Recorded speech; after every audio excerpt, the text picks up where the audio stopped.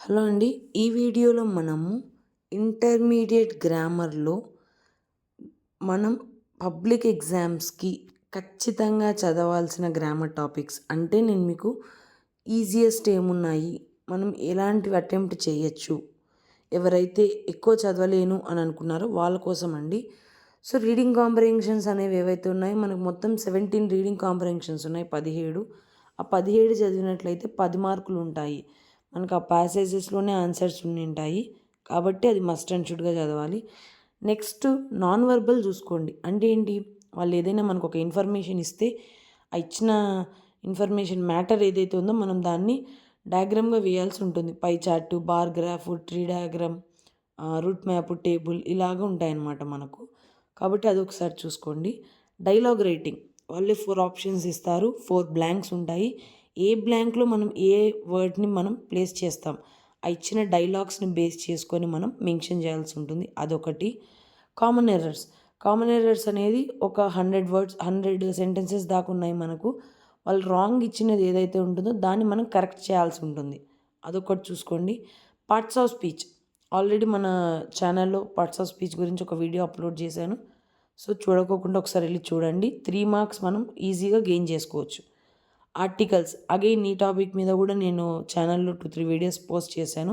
ఒకసారి మీకు కావాలి అంటే చెక్ చేయండి. 3/3 మార్క్స్ మనము ఇందులో కూడా తెచ్చుకోవచ్చు. Question tags very very important. 1 mark అని చెప్పి లైట్ తీసుకోవద్దండి. ఈజీగా 1 మార్క్ని మనం గెయిన్ చేసేయచ్చు. ఈ టాపిక్ మీద కూడా నేను వీడియో యూట్యూబ్ ఛానల్లో చేసి పెట్టాను, ఒకసారి చెక్అవుట్ చేయండి. సైలెంట్ లెటర్స్ అగైన్ 3 మార్క్స్ ఉంటుంది. ఇచ్చిన వర్డ్లో ఏ అక్షరాన్ని మనం పలకట్లేదు, ఏ లెటర్ సైలెంట్గా ఉందనేది మనం జస్ట్ రాస్తే సరిపోతుంది. 3 మార్క్స్ మనం ఈజీగా గెయిన్ చేయొచ్చు.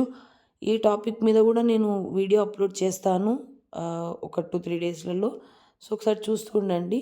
అగైన్ 3/3 వెరీ ఈజీగా తెచ్చుకోవచ్చు. Next synonyms and antonyms, meanings opposite words ఉంటాయి కదండి. వాడే 3 ఆప్షన్స్ ఇస్తాడు. ఇచ్చిన 3 ఆప్షన్స్లోంచి మనం పిక్ చేసి రాసుకోవాల్సి ఉంటుంది. కొన్ని వర్డ్స్ అట్లీస్ట్ ఒక 40 వర్డ్స్ దాకా నేను ఒక 20 సినానిమ్స్ 20 యాంటనిమ్స్ ఎక్స్ప్లెయిన్ చేస్తాను.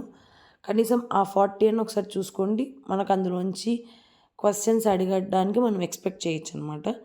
నెక్స్ట్ లాస్ట్ ఆడ్ సౌండ్స్ కూడా ఏంటి, 3 వర్డ్స్ ఇస్తారు. ఇచ్చిన 3 వర్డ్స్లో వాళ్ళు అండర్లైన్ చేసిన లెటర్ ఏ వర్డ్లో మనం ఆడ్గా ప్రొనౌన్స్ చేస్తున్నామో దాన్ని తీసుకొని వచ్చి మనం రాయాల్సి ఉంటుంది. అగైన్ ఈ ఆడ్ సౌండ్స్ టాపిక్ మీద కూడా నేను ఒక వీడియో చేసి అప్లోడ్ చేస్తాను.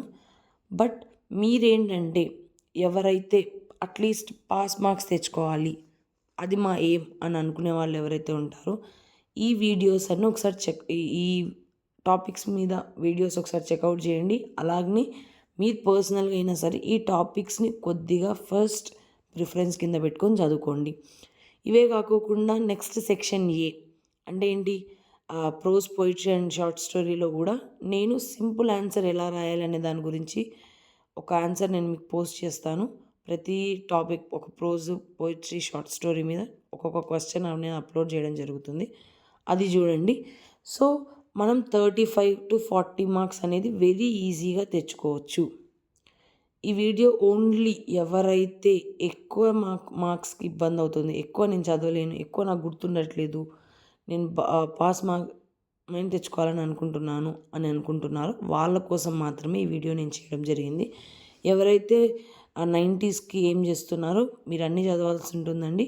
ఆల్రెడీ మీరు చాలా వరకు మొత్తం కంప్లీట్ అయినంటే రివిజన్లోనేనంటారు. బట్ మీరు ఉన్న ఈ టైంని కరెక్ట్గా యూటిలైజ్ చేసుకుంటే ఈజీగా మీకు ఆల్మోస్ట్ 40-50 మార్క్స్ అనేవి గెయిన్ చేయగలుగుతారు.